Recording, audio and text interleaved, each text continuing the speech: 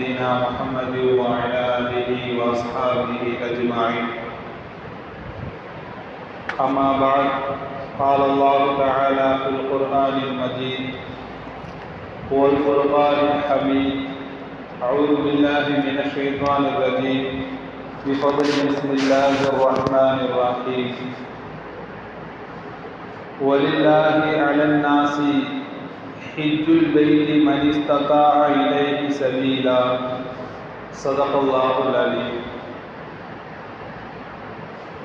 قال نبينا صلى الله عليه وسلم: الحجاج والعمار وفد الله، أو كما قال عليه الصلاة والسلام. அனைத்து புகழும் அல்லாஹ் ஒருவருக்கே உரித்தாகட்டுமாக. மேலும் அல்லாஹ்வினுடைய சாந்தியும் சமாதானமும் ஈருலக தலைவர் இறுதி தூதர் கண்மணி நாயகம் ஸல்லல்லாஹு அலைஹி வஸல்லம் அவர்கள் மீதும், அவர்களின் வழியை பின்பற்றிய சத்திய சஹாபாக்கள், தாபிஈன்கள், தபவு தாபிஈன்கள், அவுலியாக்கள், நாதாக்கள், சுஹதாக்கள், நல்லடியார்கள், குறிப்பாக இங்கிருக்கும் நம்மின் மீதும் என்றென்றும் நின்று நிலவட்டுமாக. ஆமீன். கண்ணியத்திற்குரிய அல்லாஹ்வின் நல்லடியார்களே, நாம் இருக்கக்கூடிய மாதம் துல்காதா மாதமாக இருக்கிறது. துல்காதாவினுடைய பாதியிலே நாம் இருந்து கொண்டிருக்கின்றோம். இப்பொழுது இருந்து இஸ்லாத்தின் புனித யாத்திரையான ஹஜ் செய்வதற்காக வேண்டி ஹாஜிகள் எல்லாம் புறப்படக்கூடிய காலமாக இந்த காலகட்டங்கள் இருந்து கொண்டிருக்கின்றன. சில ஹாஜிகள் ஹஜ்ஜிற்காக வேண்டி கிளம்பிவிட்டார்கள், சில ஹாஜிகள் செல்ல இருக்கிறார்கள். அப்பேற்பட்ட புனிதமான காலங்களாக இந்த காலங்கள் இருந்து கொண்டிருக்கின்றன. கண்ணியத்திற்குரியவர்களே, ஹஜ் என்பது இஸ்லாத்தின் அடிப்படையான கடமைகளிலே ஒரு கடமையாக இருக்கிறது. மிகவும் முக்கியமான கடமையாகவும் இருக்கின்றது. இஸ்லாத்தின் கடமைகளை இரண்டாக பிரிப்பார்கள். ஒன்று இபாதத்தே மாலி, அதாவது பொருள்களை சார்ந்த வணக்கம், பணத்தை சார்ந்த வணக்கம், ஜகாத்தை போல. இரண்டாவது பதனி இபாதத், அதாவது உடலால் செய்யக்கூடிய அமல்கள், தொழுகை, நோன்பு, இவைகளை போல. மூன்றாவதாக ஒன்று இருக்கிறது, இந்த இரண்டையும் சேர்த்த அமலாக இருக்கிறது. அதுதான் இந்த ஹஜ்ஜாக இருக்கிறது. ஹஜ் என்பது யார் மீதெல்லாம் கடமை என்று சொன்னால், யாருக்கெல்லாம் உடல் சக்தி இருக்கிறதோ, மேலும் பொருள் சக்தி இருக்கிறதோ, மக்காவிற்கு சென்று அங்கு ஹஜ்ஜி செயல்களை எல்லாம், அந்த அமல்களை எல்லாம் முடித்துவிட்டு மீண்டும் நம்முடைய தாயகத்திற்கு திரும்பும் அளவிற்கு பொருள் வசதி யாருக்கெல்லாம் இருக்கின்றதோ அவர்களுக்கெல்லாம் இந்த ஹஜ் என்பது கடமையான ஒன்றாக இருக்கிறது. அல்லாஹ் குர்ஆனிலே சொல்லி காட்டுவான்: மனிஸ்ததா இலைஹி சபீலா, யாருக்கு உடல் வசதியும் பொருள் வசதியும் இருக்கிறதோ அவர்கள் மீது ஹஜ் என்பது கடமை என்பதாக அல்லாஹ் தஆலா கூறுவான். கண்ணியத்திற்குரியவர்களே, நமக்கு உடல் வசதி இருக்கிறது, அதே போல பொருள் வசதியும் இருந்தது என்று சொன்னால், முடியுமான அளவிற்கு, எந்த அளவிற்கு மிக விரைவாக ஹஜ்ஜை செய்ய முடியுமோ அந்த அளவிற்கு ஹஜ்ஜை நாம் செய்துவிட வேண்டும். அடுத்த வருடம் செய்து கொள்ளலாம், அடுத்த வருடம் செய்து கொள்ளலாம் என்பதாக ஹஜ்ஜை ஒருபோதும் பிற்படுத்தக்கூடாது. கண்ணியத்திற்குரியவர்களே, அல்லாஹு தஆலா உடல் வசதியும் பொருள் வசதியும் உள்ளவர்கள் மீது ஹஜ்ஜை கடமையாக்கி இருக்கிறார். ஆனால் அங்கே போய் பார்த்தோம் அப்படின்னு சொன்னால், உடல் வலிமைகள் இல்லாதவர்கள் கூட ஹஜ்ஜு செஞ்சுக்கிட்டு இருப்பாங்க. பொருள் வசதியே இல்லாத ஏழைகள் கூட அங்கே ஹஜ்ஜு செய்யக்கூடியவர்களாக அந்த இடத்துல போகும் பொழுது நம்மால் காண முடியும். கண்ணியத்திற்குரியவர்களே, அல்லாஹ்வினுடைய கட்டளை என்பது இது. என்றாலும் அல்லாஹு தாலா யாரை தன்னுடைய வீட்டுக்கு அழைக்க வேண்டும் என்று விரும்புகிறானோ அவர்களை அல்லாஹு தாலா அவர் ஏழையாக இருந்தாலும் சரி, ஊனமுற்றவர்களாக இருந்தாலும் சரி, உடல் பலவீனமானவர்களாக இருந்தாலும் சரி, அல்லாஹு தாலா அழைத்துக் கொள்கிறார். சில வருடங்களுக்கு முன்பதாக கூட, ஒரு 3 வருடம் இருக்கும், இந்தோனேசியாவிலிருந்து ஒருத்தவர் ஹஜ்ஜுக்காக வேண்டி வந்தார். பார்த்தா 2 கையும் இல்லாதவர் ஹஜ்ஜுக்காக வேண்டி வந்தார். அவருக்கு கடமை இல்லை என்றாலும் கூட அல்லாஹ்வுடைய அந்த அமலை நிறைவேற்ற வேண்டும் என்பதற்காக வேண்டி அவர் அந்த ஹஜ்ஜுக்காக வேண்டி வந்திருக்கிறார். எனவே ஹஜ்ஜில் பண வசதி இல்லாதவர்களும் ஹஜ்ஜு செய்கிறாங்க, உடல் வலிமை இல்லாதவர்களும் செய்கிறார்கள்.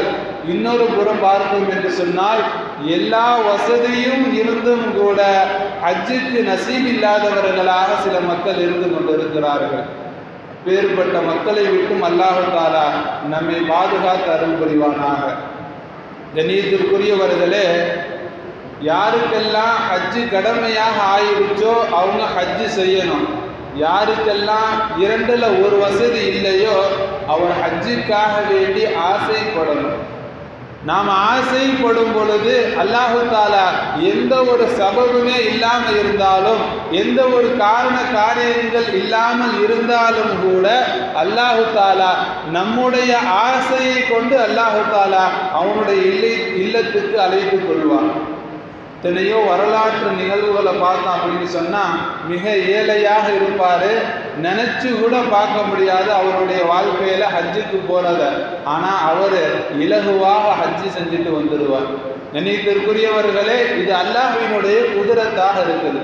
எனவே யாருக்கெல்லாம் வசதி இல்லையோ ஹஜ்ஜுக்காக வேண்டி ஆசைப்படுபவர்களாக நாம் ஆகலாம். சமீபத்தில் கூட இந்த வாட்ஸ்அப்புகள்லாம் ஒரு ஹஸ்ரத் பயானில் சொன்னாங்க, அவங்களுடைய ஊரில் ஒரு மனிதர் இருந்தார். எப்போதும் பள்ளிவாசலில் இருப்பார். யாரெல்லாம் பள்ளிவாசலுக்கு வராங்களோ அவங்களுடைய காரை தொடச்சி விடுவார். அவங்க கொடுக்குற ஹதியாவை வாங்கி வச்சுக்குவார். இப்படி செஞ்சுக்கிட்டு இருக்கிறவராக இருந்தார். ஆனால் அவர்கிட்ட ஒரு பழக்கம் இருந்துச்சு, யாரை பார்த்தாலுமே அவரை போய் முசாபா செஞ்சுட்டு, நான் ஹஜ்ஜுக்கு போகிறேன் துவா செய்யுங்க, நான் ஹஜ்ஜுக்கு போகிறேன் துவா செய்யுங்க என்பதாக சொல்லுவாங்க. ஆனால் அவர் ஹஜ்ஜுக்கு போகல. ஆனால் ஹஜ்ஜின் மீது அவருக்கு ரொம்ப ஆசை இருந்துச்சு, இப்படியாச்சும் அல்லாஹ்வுடைய பைத்துல்லாவை போய் பார்த்துடணும் என்பதாக. அதனால் யாரை பார்த்தாலுமே போய் முசாபா பண்ணி நான் ஹஜ்ஜுக்கு போகிறேன் துவா செய்யுங்க அப்படின்னு செய்வாங்க. ஒரு தடவை பள்ளிக்கு ஒரு ஹஜ்ஜுக்கு அனுப்பக்கூடிய ஒரு டிராவல்ஸ்காரர் வராரு, காரில் வராரு. வழக்கம் போல் இந்த மனிதர் அவருடைய காரை தொடச்சி விடுறாரு. இப்போ அந்த மனிதர் கொஞ்சம் ஹதியா கொடுக்குறாரு. கொடுத்தோன்னே அவர்கிட்ட இருந்து ஹதியாவை வாங்கிட்டு அவர்கிட்ட முசாபா பண்ணி சொன்னார், நான் ஹஜ்ஜுக்கு போகிறேன் துவா செய்யுங்க என்பதா. அப்போ அந்த டிராவல்ஸ்காரர் கேட்குறாரு, ஹஜ்ஜுக்கு போகிறீங்களா, எந்த டிராவல்ஸ் மூலமாக போகிறீங்க என்பதாக கேட்குறாரு. இப்போ அவருக்கு பதில் சொல்ல தெரில. ரொம்ப வெகுளியான மனிதர், பதில் சொல்ல தெரில, அமைதியாக நிற்கிறாரு. பக்கத்தில் உள்ளவர் சொன்னார், அவர் எல்லாத்துலேயும் அப்படி சொல்லுவார், அது மாதிரி உங்கள்கிட்ட சொன்னார், அவர் ஹஜ்ஜுக்கெல்லாம் போகலை அப்படின்னு சொன்னாங்க. அப்போ அந்த டிராவல்ஸுக்கு வந்தவருடைய உள்ளத்தை அல்லாஹ் தஆலா மாத்துறான். அவர் கேட்குறாரு, நீங்கள் போகிறதுக்கு ஆசைப்படுறீங்களா? ஆமாம் ஆசைப்படுறேன். இப்போ கூட்டிகிட்டு போனால் ரெடியாக இருக்கீங்களா? எப்போதும் நான் ஹஜ்ஜுக்காக வேண்டி ரெடியாக இருக்கிறேன்னு சொன்னோன்னே அந்த மனிதர் தன்னுடைய செலவை வச்சு எல்லா செலவையும் இவர் ஏற்றுக்கிட்டு இவரை ஹஜ்ஜுக்கு அனுப்பி வைக்கிறாரு. அந்த மனிதர் போகிறாரு, ஹஜ்ஜு செய்கிறாரு. அங்கேயே அவருக்கு மௌத்து வருது, அங்கேயே அடக்கம் செய்யப்படுறார். அப்பேற்பட்ட ஒரு உயர்ந்த நசீபு அந்த மனிதருக்கு. எந்த ஒரு முகாந்தரமும் இல்லை, செல்வம் இல்லாதவர் தான், பண வசதி இல்லாதவர் தான் என்றாலும் கூட அவருடைய உள்ளத்தில் ஒன்றே ஒன்று இருந்துச்சு, எப்படியாச்சும் ஹஜ்ஜுக்கு போயிடணும், எப்படியாச்சும் அல்லாஹ்வினுடைய அந்த ஆலயத்தை நாம் பார்த்துடணும், நபி ஸல்லல்லாஹு அலைஹி வஸல்லம் அவர்கள் வாழ்ந்த அந்த மக்காவுக்கு நான் போயிடணும் என்பதாக ஆசைப்பட்டுக்கிட்டு இருந்தார். அல்லாஹ் தஆலா அழைச்சிட்டு போயிட்டான். அதே போல் வரலாறுல ஒரு சமீபத்தில் கூட ஒரு 5-6 வருஷத்துக்கு முன்பதாக நடந்த ஒரு நிகழ்வு. சோமாலியா அந்த மாதிரி ஒரு நாட்டில் ஒருத்தவர் விவசாயம் செஞ்சுக்கிட்டு இருக்கார். ஒரு வயசானவர் விவசாயம் செஞ்சுக்கிட்டு இருக்காரு. ஒரு ட்ரோன் அவருடைய நிலத்துல விழுகுது. அவர் ஒரு விவசாயி, ஏழையா இருக்கிறாரு, குடும்பமும் ஏழை குடும்பமா இருக்குது. அன்னைக்கு சம்பாதிச்சு அவர் சாப்பிடக்கூடியவரா இருக்கிறாரு. இப்போ ட்ரோன் அவருடைய நிலத்துல விழுகுது. அப்போ அவர் அதை எடுத்து பார்க்குறாரு. இப்போ ட்ரோனை காணா போட்டவங்க அப்படியே தேடிக்கிட்டே வராங்க. அந்த ட்ரோனை பார்க்குறாங்க, இவருடைய கையில் இருக்கு. ட்ரோன் அப்படின்னு சொன்னால் இந்த பறந்துக்கிட்ட ஹெலிகாப்டர் மாதிரி வீடியோ பிடிக்கும்ல, அந்த ஒரு ட்ரோனை அவர் இவர்கிட்ட பார்க்குறாரு, இவருடைய கையில் இருக்கு. இவர்கிட்ட கேட்குறாரு, அது என்னோடது தான், ஏன்ட்ட கொடுத்துருங்க என்பதாக. இவர் இல்லாங்க அப்படின்னு சொல்லி கொடுக்குறாரு. அப்போ அந்த ட்ரோனுக்கு சொந்தக்காரர் கேட்குறாரு, இதை பார்க்கும் பொழுது உங்களுக்கு எப்படி தெரியுது, இதை பார்த்தோன்னே நீங்கள் என்ன நினச்சிங்கன்னு கேட்டோன்னே அவருடைய நாவிலேருந்து அல்லாஹு தாலா வெளிப்படுத்திய வார்த்தை அந்த வயசான மனிதர் சொல்கிறாரு, அந்த விவசாயி, என்னைய ஹஜ்ஜுக்கு கூட்டிகிட்டு போகிற அந்த ஃப்ளைட்டுன்னு நான் நினச்சேன், என்னைய ஹஜ்ஜுக்கு கூட்டிகிட்டு போகிற ஃப்ளைட்டுன்னு நான் நினச்சேன் அப்படின்னு சொன்ன அந்த வார்த்தை அந்த ட்ரோனுடையவர் அவருடைய உள்ளத்தில் ஒரு மாற்றத்தை ஏற்படுத்தி, உங்களுக்கு ஹஜ்ஜு செய்கிறதுக்கு ஆசையாக இருக்குதா என்பதாக கேட்டாங்க. ஆமாம், ஹஜ்ஜு செய்ய ஆசைதான். உடனே இவர் எல்லா செலவுகளையும் தான் பொறுப்பேற்று அவரை ஹஜ்ஜுக்கு அனுப்புனாங்க. அவருடைய அந்த 2 ஃபோட்டோவும் வந்துருந்துச்சு. ட்ரோனோடு அந்த வயசானவர் கையில் இருக்கிறாரு. அதே மாதிரி ஹஜ்ஜுடைய அந்த இடத்துல நின்று ஃபோட்டோ சமீபத்தில் வலைதளங்கள் எல்லாம் வந்துச்சு. கண்ணியத்திற்குரியவர்களே, ஹஜ்ஜு செய்யணும் என்பதாக நாம் ஆசை வச்சா போதும், கண்டிப்பாக அல்லாஹு தாலா நம்மளை எப்படியாச்சும் எந்த ஒரு சபபும் அல்லாஹ்க்கு தேவையில்லை, நமக்கு தான் காரண காரியங்கள் எல்லாம் தேவை. பணம் இருக்கணும், பாஸ்போர்ட் வேணும், இது மாதிரி விஷயங்கள் எல்லாம் நமக்கு தான் தேவை. ஆனால் அல்லாஹ் நாடிட்டான் அப்படின்னு சொன்னால் எப்படியுமே கொண்டு போயிடும். எனவே நாம் என்ன செய்யணும் அப்படின்னு சொன்னால், அல்லாஹ்விடத்தில் ஹஜ்ஜுக்காக வேண்டி நாம் எப்படியாச்சும் அந்த பூமியை, புனித பூமியை பார்த்துடணும், ஹஜ்ஜு என்ற அந்த உயர்ந்த அமலை நானும் செஞ்சிடணும் என்பதாக நாம் நியத்து வைக்கணும். அதோடு சேர்த்து அல்லாஹ்விடத்தில் துவாவும் கேட்கணும். தொடர்ந்து அல்லாஹ்விடத்தில் துவா கேட்கும் பொழுது அல்லாஹு தாலா நமக்கு அது நசீபாக்கக்கூடியவனாக இருக்கிறான். ஏன்னா ஹஜ்ஜு என்பது மனிதர்கள் நினைச்சா போகக்கூடிய அந்த அமல் இல்லை. மனிதர்கள் யாரெல்லாம் பணக்காரவங்களாம் இருக்கிறாங்களோ அவங்கெல்லாம் நான் நினைச்சா போயிடுவேன் அப்படின்னு சொன்னால் அது முடியாத காரியம். யார் அல்லாஹு தாலா நாடுறானோ, என்னுடைய வீட்டுக்கு யார் வரணும்னு அல்லாஹு தாலா நாடுறானோ அவர்கள் மட்டும்தான் ஹஜ்ஜு செய்ய முடியும். கண்ணியத்திற்குரியவர்களே, வரலாறுகளில் பார்க்குறோம், நம்முடைய இந்தியாவை 600 வருடம் முகலாயர்கள் ஆட்சி செய்தார்கள் என்பதாக பார்க்குறோம். அதே அந்த வரலாறுகளில் ஒரு குறிப்பு இருக்குது. அது என்ன அப்படின்னு சொன்னால், 600 வருஷம் ஆட்சி செய்த அந்த முகலாயர்களில் ஒருவர் கூட ஹஜ்ஜு செய்யலை என்பதா. எவ்வளோ பெரிய ஆட்சி இருக்குது என்றாலும் கூட அல்லாஹு தாலா அவர்களுக்கு நசீபு கொடுக்கல. அதனால் அவர்களால ஹஜ்ஜு செய்ய முடியலை. எனவே நாம் அல்லாஹ்விடத்தில் யாரெல்லாம் நானும் ஹஜ்ஜு செய்யணும் என்பதாக ஆசை வச்சு அல்லாஹ்விடத்தில் தொடர்ந்து துவா செய்யக்கூடியவர்களாக இருக்கும் பொழுது நிச்சயமாக அல்லாஹு தாலா நமக்கும் அந்த உயர்ந்த அமலை செய்யக்கூடிய பாக்கியத்தை அல்லாஹு தாலா தருவான். யஹ்யா அலைஹிஸ்ஸலாம் அவர்களை பற்றி அல்லாஹு தாலா சொல்லுவான், இன்னஹும் யுஸாரிஊன ஃபில் கைராத். யஹ்யா அலைஹிஸ்ஸலாம் அவருடைய குடும்பத்தார்கள் நல்ல விஷயங்களை விரைவாக செய்யக்கூடியவர்களாக இருந்தாங்க. வயதுஊனனா ரகபவ் வரஹபா. அவங்க என்னிடத்துல துவா செய்வாங்க, ரொம்ப ஆசைப்பட்டு துவா செய்வாங்க என்பதாக அல்லாஹு தாலா யஹ்யா அலைஹிஸ்ஸலாம் அவர்களினுடைய அந்த உயர்வை அல்லாஹு தாலா சொல்லுவாங்க.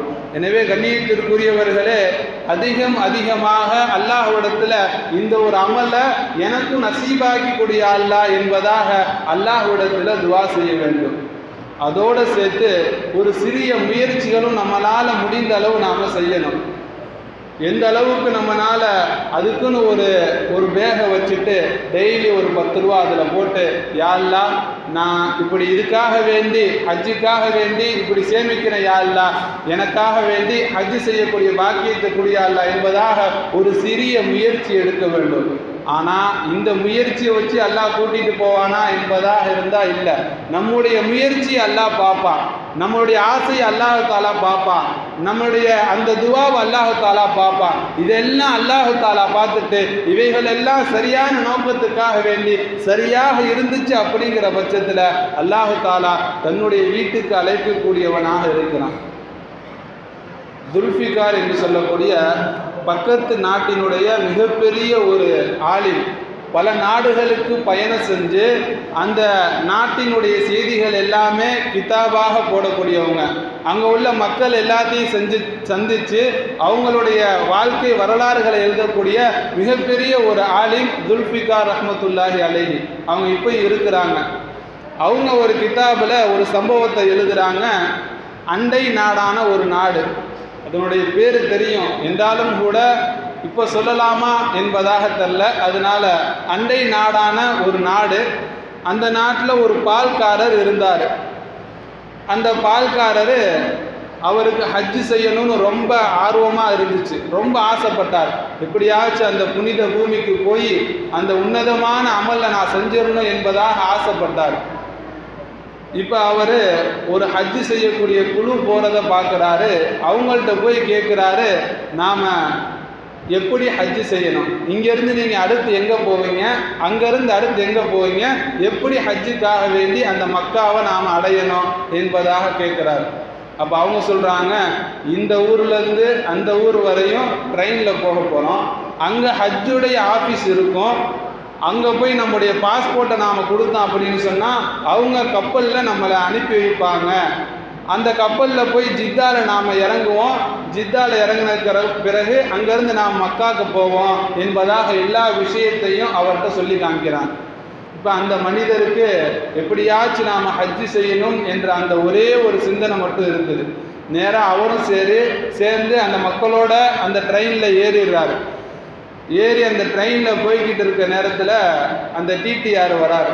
வந்து எல்லாருடைய டிக்கெட்டையும் செக் பண்ணுறப்ப இவர்கிட்ட வந்து கேட்குறாரு, இவர்கிட்ட டிக்கெட் இல்லை, இன்னும் டிக்கெட் எடுக்காமல் ஏறிட்டீங்களே. அப்போ அந்த மனிதர் சொல்கிறாரு, நான் ஹஜ்ஜு செய்ய போகிறேன். அப்போ அந்த டிடிஆர் கேட்குறாரு, ஹஜ்ஜு செய்ய போகிறீங்க சரி, இருந்தாலும் டிக்கெட் வேணும்ல, டிக்கெட் இல்லாமல் ஏன் ஏறினீங்கன்னு கேட்குறாங்க. அவர் திருப்பி ஹஜ்ஜு செய்ய போகிறேன்னு சொன்னோன்னே அவர் மேலே ஒரு இறக்கம் வந்து தனக்கு பக்கத்தில் அவரை வச்சுக்கிட்டார்.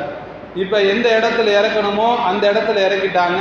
இப்போ எல்லா மக்களும் அங்கே போகிறாங்க, போய் அந்த ஹஜ்ஜுடைய ஆஃபீஸுக்கு போகிறாங்க. இதை இவர் பார்த்துக்கிட்டு இருக்கார். இவர்கிட்ட பாஸ்போர்ட்டும் இல்லை, ஒன்றும் இல்லை. அந்த போன அந்த குழு வந்து அந்த ஆஃபீஸ்கிட்ட போய் பாஸ்போர்ட்டை கொடுக்குறாங்க. அந்த மக்கள் என்ன செய்கிறாங்க அப்படின்னு சொன்னால், இவங்க எல்லாத்தையும் ஒன்று சேர்த்து கப்பலில் ஏற்றிக்கிட்டு இருக்காங்க. இந்த வேலை நடந்துக்கிட்டு இருக்கு. இதை இவர் பார்க்குறாரு. இப்போ நான் போகணும் அந்த கப்பலில், ஆனால் எப்படி போகணும்னு தெரியலை, எப்படியாச்சும் நாம் போயிடணும், இந்த கப்பலை பிடிச்சிட்டோம் அப்படின்னு சொன்னால் அல்லாஹ்வினுடைய அந்த இறை இல்லத்தை நம்மளால் பார்த்துட முடியும் என்ற ஒரு ஆசை அவருக்கு இருந்துக்கிட்டே இருக்குது. இப்போ அவர் என்ன செய்கிறார் அப்படின்னு சொன்னால், ஹாஜிகளினுடைய அந்த லக்கேஜ் எல்லாமே தூக்கிட்டு போகிறவங்க சில பேர் இருப்பாங்க. அவங்கள்ட்ட போய் ஒருத்தவர்கிட்ட போய் உங்களோட ட்ரெஸ்ஸை கொடுத்துட்டீங்க அப்படின்னு சொன்னால் நான் ஹாஜிகளுக்கு போய் உதவி செய்வேன், இந்த லக்கேஜ் எல்லாத்தையும் எடுத்து கப்பலில் வைப்பேன், நீங்கள் கொஞ்ச நேரம் ரெஸ்ட் எடுத்துக்கோங்க, ரொம்ப வேலை பார்க்குற மாதிரி இருக்குது என்பதாக சொல்கிறாங்க. அப்போ அந்த லக்கேஜ் தூக்குறவர் அவருக்கு ரொம்ப சந்தோஷமாக போயிடுச்சு. அவருடைய ஆடையை கழட்டி கொடுக்குறாரு. அந்த யூனிஃபார்ம் போட்டுட்டு இவர் அந்த லக்கேஜை தூக்கி ஒரு 3 தடவை 4 தடவை அந்த கப்பலுக்கு போய் எல்லா லக்கேஜையும் வச்சுட்டு 5ஆவது தடவை உள்ளாக்கே உட்காந்துட்டார்.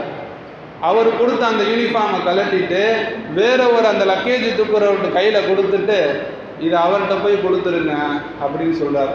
இப்போ இவர் உள்ளாக்க இருக்கிறது வேறு யாருக்கும் தெரியாது, எல்லாமே ஒரு பாஸ்போர்ட்டோடு தான் வந்திருக்காங்க என்பதாக நினைக்கிறாங்க. இப்போ எல்லா ஹாஜிகள் உள்ளாக்க வந்ததுக்கு பிறகு கப்பல் புறப்படுறது போய்கிட்டு இருக்காங்க. அப்போ பக்கத்தில் உள்ள ஒரு ஹாஜிகிட்ட அவர் சொல்கிறாரு, இந்த மாதிரி அடுத்து ஜித்தாவில் தான் இறங்கணுமாண்ணா, ஜித்தா வந்தோன்னே எனக்கு சொல்லுங்கள், ஜித்தா வந்தோன்னே எனக்கு சொல்லுங்கள், நான் ஜித்தாவில் இறங்கணும்னு சொன்னோன்னே அவர் சொல்கிறாரு, நான் உங்களுக்கு ஜித்தா வந்தோன்னே சொல்கிறேன். இப்போ சில நாட்கள் கழியுது. அந்த காலத்தில் கப்பலில் போவாங்க, ரொம்ப நாள்கள் ஆகும். இப்போ நாட்கள் கழியுது. கரெக்டாக ஜித்தாக்கு பக்கத்தில் வரும் பொழுது அந்த மனிதர் இந்த பால்காரரை கூப்பிட்டு, அவர்கிட்ட சொல்கிறாரு, ஜித்தா வந்துருச்சு, இந்த தெரியுதுல, இதுதான் துறைமுகம் என்பதாக சொல்கிறாங்க. உடனே அந்த மனிதர் அந்த கப்பல்ல இருந்து கீழே குதிச்சிட்டார். கீழே குதிச்சு அந்த கடல்லையே அப்படியே நீந்திட்டு போய் ஒரு கரையோரமாக போய் நிற்கிறார். நின்றுக்கிட்டு இவங்கெல்லாம் என்ன செய்கிறாங்கன்னு பார்த்தா, இவங்க எல்லாருமே கப்பலில் இறங்கி அந்த பாஸ்போர்ட்டை கொடுத்து இவங்க அந்த இடத்த விட்டு காலி செய்கிறாங்க. இப்போ அடுத்து என்ன செய்கிறதுன்னு இவருக்கு தெரில. ஜித்தா வரை வந்துட்டோம், அடுத்து நாம் மக்காவுக்கு போகணும் என்பதாக அவர் நினைக்கிறார். இப்போ அந்த கரையோரத்தில் ஒரு வீடு இருக்குது. அந்த வீட்டுக்கு வெளியே 2 மாட்டில் பால் கறந்துக்கிட்டு இருக்காங்க. ஒருத்தவர் கறந்துக்கிட்டே இருக்கிறாரு, அவருக்கு கறக்க தெரியலை. வீட்டுக்குள்ளேருந்து ஒரு பெண்மணி, சீக்கிரமாக கறந்துட்டாங்க, குழந்தை அழுகுது, உள்ளாக குழந்தை அழுகுது, சீக்கிரம் கறந்துட்டாங்கன்னு கேட்டாங்க. இங்கேருந்து பார்த்துக்கிட்டு இருந்த இவர் சொன்னார், நான் வேணா கறக்கட்டுமான்னு கேட்குறாரு. அப்போ அந்த பெண்மணி, சரி சீக்கிரம் புள்ள அழுகுது, சீக்கிரம் கறந்து கொடுங்கன்னு சொல்கிறாங்க. அவர் போகிறாரு, உட்கார்றாரு. ஏற்கனவே ஊரில் அவருடைய நாட்டில் அவர் பால் வியாபாரம் தான் செஞ்சுக்கிட்டு இருந்தார். அதனால் அவருக்கு ரொம்ப ஈஸியாக போச்சு. மிக லேசான முறையில் அந்த பாலை கறந்து அந்த அம்மாட்ட கொடுத்துட்டாங்க. அப்போ அந்த அம்மாவுக்கு ரொம்ப ஆச்சரியமாக போயிடுச்சு. இவ்வளோ நாளாக நம்மளும் பால் வியாபாரம் தான் பண்ணுறோம், என்றாலும் கூட நம்மளால் இதை செய்ய முடியலை, இவர் அழகாக செஞ்சுட்டாரேன்னு நினச்சி நீங்கள் இங்கேயே வேலைக்கு இருந்துறீங்களான்னு கேட்குறாங்க. இப்போ அந்த மனிதர் சொல்கிறாரு, சரி நான் இங்கேயே வேலைக்கு இருந்துக்கிறேன். அப்போ வேலையில் இருந்துக்கிட்டே இருக்கிறாரு. இப்போ இவருக்கு மக்காவுக்கு போகணுங்கிற ஆசை இருந்துக்கிட்டே இருக்குது. இப்போ அல்லாஹ் தஆலா ஒரு ஏற்பாடு பண்ணுறான். இந்த அம்மாவுடைய அத்தா இருக்கிறாரு, அவர் மக்காவில் இருக்கிறார். அப்போ அவங்கள்ட்ட பேசக்கூடிய நேரத்தில் அவங்கள்ட்ட சொல்கிறாங்க, என்னிடத்துல ஒரு பால் கறக்கிறவர் இருக்கார், மிக அழகான முறையில் பால் கறக்கிறாரு. அப்போ அவங்க தந்தை அவர் பதில் சொல்கிறாரு, என்னுடைய வீட்டில் அதிகமாக தேவைப்படுது, அதிகமான மாடுகள் இருக்குது, அவங்க பால் கறக்கிறதுக்கு என்னிடத்துல அனுப்புங்க என்பதாக அவரை கூப்பிட்டுக்கிறார். இப்போ இந்த மனிதர் ஜித்தாலேருந்து மக்காவுக்கு போகிறாரு. மக்காவுக்கு போனோன்னே அவரிடத்துல அந்த ஓனர் கேட்குறாரு, இந்த மாதிரி என்னிடத்துலே தங்கி இங்கேயே நீங்கள் வேலை பாருங்க என்பதாக சொன்னோன்னே அவர் சொன்ன முதல் வார்த்தை, நான் ஹஜ்ஜுக்கு போகணுமே அப்படின்னு கேட்குறாரு. அப்போ அந்த மனிதர் சொல்கிறாரு, உங்களுடைய ஹஜ்ஜுடைய எல்லா பொறுப்பையும் நான் ஏற்றுக்கிறேன், நீங்கள் இங்கேயே இருங்க என்பதாக சொல்கிறாங்க. என்னுடைய குடும்பத்தார்கள் அந்த நாட்டில் இருக்கிறாங்களே, அவங்களையும் இங்கே வர வச்சிடலாம் என்பதாக சொல்லி அவங்களையும் இங்கே வர வச்சாங்க. அவரும் ஹஜ்ஜி செஞ்சு முடித்தார். முடித்ததுக்கு பிறகு கடைசியாக ஒரு தவாஃபு, அந்த தவாஃப் செய்யக்கூடிய நேரத்தில் ஒரு தவறை பார்க்குறாரு. அவர் யாருன்னு சொன்னால், அந்த ஜித்தா வந்துருச்சுன்னு சொல்லி சொன்னார்ல, அவரை பார்க்குறாரு. அப்போ அவரை பார்த்தோன்னு அவர் கேட்டார், கடலில் குதிச்சுட்ட, எந்த ஒரு பாஸ்போர்ட்டுமே இல்லைன்னு சொன்னேன், இப்போ எப்படி இங்கே வந்திருக்கேன்னு கேட்டப்ப, வாங்க வர்ற வழியில் எல்லா விஷயத்தையும் சொல்கிறேன் என்பதாக சொல்லி எல்லா விஷயத்தையும் அவர் எடுத்து சொன்னார். இது மாதிரி என்னிடத்துல இருந்தது அல்லாஹ்வினுடைய எப்படியாச்சும் அந்த அமலை நான் செஞ்சிடணும், ஹஜ்ஜுக்கு நான் போகணும்னு ஆசை இருந்துச்சு. அல்லாஹ் தாலா என்னிடத்துல பாஸ்போர்ட் இல்லாட்டினா கூட அல்லாஹ் தாலா என்னை ஹஜ்ஜு செய்ய வச்சான் என்பதாக அந்த மனிதர் சொன்னதை துல்ஃபிகார் ரஹ்மத்துல்லாஹி அலைஹி அவங்களுடைய கிதாபில் இந்த சம்பவத்தை எழுதி வச்சிருக்காங்க. கண்ணியத்திற்குரியவர்களே, அல்லாஹ் நாடிட்டான் அப்படின்னு சொன்னால் எப்படியாச்சும் நம்மளை கொண்டு போய் அந்த இடத்துல நிப்பாட்டிடுவான். அதுக்கு நாம் செய்ய வேண்டியது, ஒன்று அந்த அமலை நான் செய்யணும் என்பதாக ஆசை வைக்கணும். 2வது அல்லாஹ்விடத்தில் அதிகமாக துஆ செய்யக்கூடியவர்களாக இருக்கணும். அந்த பூமி இருக்குது, புனிதமான பூமியாக இருக்குது. அல்லாஹு தாலா தன்னுடைய பைத்துல்லாவை, தன்னுடைய ஆலயத்தை, அந்த காபாவை அல்லாஹு தாலா தேர்ந்தெடுத்த பூமி இருக்குது. அந்த பூமி என்பது மிகவும் புனிதமான பூமியாக இருக்குது. நபி ஸல்லல்லாஹு அலைஹி வஸல்லம் அவர்கள் பிறந்த பூமி அந்த பூமி. அதே போல அல்லாஹ்வினுடைய வேதமான, அல்லாஹ்வினுடைய கலாமான குர்ஆன் ஷரீஃப் இறங்கிய பூமி அந்த பூமியாக இருக்குது. அது மட்டுமல்ல, அல்லாஹு தாலா சொல்லி காட்டுவான், ஃபீஹி ஆயாத்தும் பையினாத், இந்த மக்கா இருக்குது, இதில் அதிகமான அத்தாட்சிகள் எல்லாம் இருக்குது என்பதாக அல்லாஹ் தாலா சொல்லி காட்டுகிறான். அப்பேற்பட்ட புனித பூமி அந்த பூமி. அந்த பூமியை வாழ்க்கையில் ஒரு தடவையாச்சும் நான் சந்திச்சிடணும், அங்கே போய் அந்த அமலில் நான் கலந்துக்கணும் என்பதாக ஒவ்வொருவரும் நாம் ஆசைப்படக்கூடியவர்களாக இருக்கணும். அல்லாஹ் தாலா சொல்கிறான், ஃபீஹி ஆயாத்தும் பையினாத், அதிகமான அத்தாட்சிகள் அங்கே இருக்குது. அதுக்கு முஃபஸ்ஸிரீன்கள் பல விளக்கங்களை கூறுவாங்க. சுவனத்து கல் அங்கே இருக்குது. ஆதம் அலைஹிஸ்ஸலாம் அவங்கள அல்லாஹு தாலா இந்த உலகத்துக்கு அனுப்பும் பொழுது கையில் ஹஜ்ருல் அஸ்வத் கல்லோடு அவங்க இறங்குனாங்க. அந்த ஹஜ்ருல் அஸ்வத் என்று சொல்லக்கூடிய அந்த சுவனத்து கல் என்பது, அந்த சுவனத்தினுடைய அந்த பொருள் இந்த உலகத்தில் இருக்குது அப்படின்னு சொன்னால் அந்த ஹஜ்ருல் அஸ்வது மக்காவில் இருக்குது. கண்ணியத்திற்குரியவர்களே, நபி ஸல்லல்லாஹு அலைஹி வஸல்லம் அவர்கள் சொல்லுவார்கள், ஹஜ்ருல் அஸ்வத் என்ற கல் இருக்குது பாலை விட வெண்மையான ஒரு கல். ஆனால் அங்கே போய் ஹஜ்ஜு செய்யக்கூடியவர்கள், உம்ரா செய்யக்கூடியவர்கள் அதை தொட்டு அதை முத்தமிட்டு இவர்களுடைய பாவங்கள் எல்லாத்தையும் அது உள்வாங்கி கொண்டு அது கருப்பாயிருச்சு என்பதாக நபி ஸல்லல்லாஹு அலைஹி வஸல்லம் அவர்கள் சொல்லுவார்கள். உமர் ரலியல்லாஹு அன்ஹு அவர்கள் ஒரு தடவை ஹஜ்ருல் அஸ்வத் கல்ல முத்தமிட்டாங்க. முத்தமிட்டுட்டு சொன்னாங்க, நீ வெறும் கல் தான், உனக்கு எந்த ஒரு சிறப்புமே இல்லை, இருந்தாலும் நான் ஏன் தெரியுமா முத்தமிடுறேன், நபி ஸல்லல்லாஹு அலைஹி வஸல்லம் அவர்கள் முத்தமிட்டதுனால நான் முத்தமிடுறேன், இல்லைன்னா நான் உன்னைய ஒரு கல்லாக தான் பார்ப்பேன்னு சொன்னான். இதை பார்த்த அலி ரலியல்லாஹு அன்ஹு அவங்களுக்கு கோபம் வந்துருச்சு. அப்போ அவங்க சொன்னாங்க, உமரே என்ன வார்த்தை சொல்கிறீங்க, இந்த கல்லை சாதாரண கல் என்பதாக நீங்கள் எப்படி சொல்லலாம்? நபி ஸல்லல்லாஹு அலைஹி வஸல்லம் அவர்கள் சொன்னார்கள், யாரெல்லாம் அந்த ஹஜ்ருல் அஸ்வத் கல்லை தொட்டார்களோ முத்தமிட்டார்களோ நாளை மறுமை நாளிலே அந்த ஹஜ்ருல் அஸ்வத் கல்லுக்கு அல்லாஹு தாலா வாயையும் கொடுப்பான், அல்லாஹு தாலா கையையும் கொடுப்பான், உடல் உறுப்புகளை கொடுத்து அது சாட்சி சொல்லும், இவர் என்னைய தொட்டாரு, இவர் என்னைய முத்தமிட்டார் என்று அல்லாஹ்விடத்தில் சாட்சி சொல்லக்கூடிய அந்த கல்லை சாதாரண கல்லுன்னு சொல்றீங்களே என்பதாக அலி ரலியல்லாஹு அன்ஹு அவர்கள் கோபப்பட்டார்கள். அப்பேற்பட்ட மிகப்பெரிய ஒரு அத்தாட்சியான ஒரு கல் இருக்கக்கூடிய பூமி அந்த மக்காவுடைய பூமியாக இருக்குது. மேலும் ஜம்சம் என்று சொல்லக்கூடிய மிகப்பெரிய ஒரு அத்தாட்சியான அந்த கிணறு இருக்கக்கூடிய மிகப்பெரிய ஒரு அந்த சிறப்பு என்பது அந்த ஊருக்கு மட்டும்தான் இருக்குது. எத்தனையோ ஹாஜிகள் லட்சக்கணக்கில் போகிறாங்க, தினமும் அதை உபயோகப்படுத்துகிறாங்க. அது மட்டுமல்ல, அவங்க தன்னுடைய ஊருக்கும் அதை கொண்டு வராங்க. என்றாலும் கூட ஒரு தடவை கூட அந்த ஜம்சம் கிணறுல தண்ணி வத்துனதா சரித்திரமே இல்லை. எவ்வளோ மோட்ரு போட்டு இழுத்தாலும் கூட அது தொடர்ந்து வந்துக்கிட்டே தான் இருக்குது. இதுவும் அல்லாஹ்வினுடைய அத்தாட்சி என்பதாக ஃபீஹி ஆயாத்தும் பையினாத் என்பதாக அல்லாஹ் தாலா சொல்லி காட்டுகிறான். மேலும் அந்த பூமிக்கு மட்டும் அல்லாஹ் தாலா கொடுத்த அந்த ஒரு சிறப்புகள், இந்த உலகத்தில் அல்லாஹ் கொடுத்த எல்லா அமல்களையும் எல்லா இடத்துலையும் நாம் செஞ்சிடலாம். தொழுக இந்த ஊர்லேயும் தொழுகலாம், வேறு ஊர்லேயும் நாம் தொழுகலாம். நோன்பு எல்லா இடத்துலையும் அந்த அமலை செய்யலாம். ஜக்காத் எங்கே இருந்தாலும் நாம் கொடுத்துடலாம். ஆனால் தவாஃப் என்று சொல்லக்கூடிய அந்த அமல் இருக்குது, அல்லாஹ்வினுடைய ஆலயத்தை சுற்றி வரக்கூடிய அந்த தவாஃப் என்ற அந்த அமல் இருக்குது, அது அங்கே மட்டும்தான் செய்ய முடியும். அந்த அமல் என்பது அங்கே மட்டும்தான் செய்ய முடியும். தவாஃப் என்பது அல்லாஹ்விற்கு மிகவும் பிடித்தமான அமலாக இருக்குது.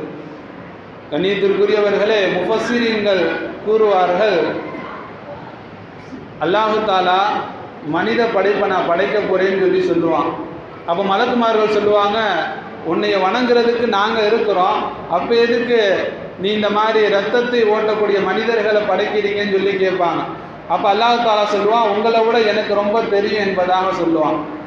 இப்போ அல்லாஹ்வினுடைய அந்த பதிலை கேட்டு அவங்க அல்லாஹ் அதிருப்தியாக இருக்கான் என்பதாக அவங்க விளங்கிட்டு அல்லாஹ்விடத்தில் யா அல்லாஹ் எங்களை மன்னிச்சிரு என்பதாக கேட்பாங்க. அப்போ அல்லாஹ் தாலா சொல்லுவான், என்னுடைய அரிசிக்கு கீழே ஒரு ஆலயத்தை நீங்கள் கட்டுங்க, ஒரு பள்ளிவாசலை நீங்கள் கட்டுங்க, வெள்ளியாலான முத்துக்களாலான ஒரு கட்டடத்தை நீங்கள் கட்டுங்க என்பதாக அல்லாஹ் சொல்லுவான். அவங்க கட்டுவாங்க. அந்த ஆலயத்தை தவாப் செய்யக்கூடியவர்களாக இருப்பாங்க. அந்த ஆலயத்துடைய பெயர் தான் பைத்துல் மாமூர், 7வது வானத்தில் இருக்குது. நபி ஸல்லல்லாஹு அலைஹி வஸல்லம் அவங்க கூட சொல்லுவாங்க, ஒவ்வொரு நாளும் 70,000 மலக்குகள் அந்த பைத்துல் மாமூருக்குள்ளே போய் தவாஃப் செய்வாங்க. ஒரு தடவை போகிறவங்க அடுத்த தடவை அந்த இடத்துக்கு போக மாட்டாங்க. ஆனால் ஒவ்வொரு நாளும் 70,000 மலக்குகள் தொடர்ந்து போய்கிட்டே இருப்பாங்க என்பதாக நபி ஸல்லல்லாஹு அலைஹி வஸல்லம் அவர்கள் சொன்னார்கள். எனவே அவர்கள் தன்னுடைய மன்னிப்பு அல்லாஹ்விடத்தில் கேட்ட பொழுதும் அல்லாஹு தாலா தவாஃப் செய்யுங்க என்பதாக சொன்னான். அதே போல ஆதம் அலைஹிஸ்ஸலாம் அவங்க இந்த உலகத்துக்கு வந்ததுக்கு பிறகு அல்லாஹ்விடத்துல பாவ மன்னிப்பு கேட்கும் பொழுது அல்லாஹு தாலா நீங்க மக்காவுக்கு வாங்க, அங்க காபாவை கட்டுங்க, அங்க தவாப் செய்யுங்க என்பதாக சொல்லுவான் என்பதாக முஃபஸ்ஸிரீன்கள் சொன்னார்கள். அந்த அளவிற்கு அல்லாஹ்விற்கு மிகவும் பிடித்த ஒரு அமல் தவாஃபு. அது அந்த பூமியில மட்டும்தான் செய்யும்படியாக அல்லாஹு தாலா வச்சிருக்கான். கண்ணியத்திற்குரியவர்களே, அந்த அளவிற்கு உன்னதமான ஒரு பூமி, உன்னதமான அமல் அந்த ஹஜ்ஜுடைய அமல். எனவே நாம் அனைவரும் எப்படியாச்சும் எனக்கும் அந்த நசீபு குடியா அல்லாஹ் என்பதாக அல்லாஹ்விடத்தில் தொடர்ந்து துவா செஞ்சுக்கிட்டே இருக்கணும். ஹஜ்ஜுக்கு எப்படியாச்சும் நானும் போயிடணும் என்பதாக ஒவ்வொரு நிமிஷமும் நாம் ஆசை வைக்கக்கூடியவனாக இருக்கணும். அல்லாஹு தாலா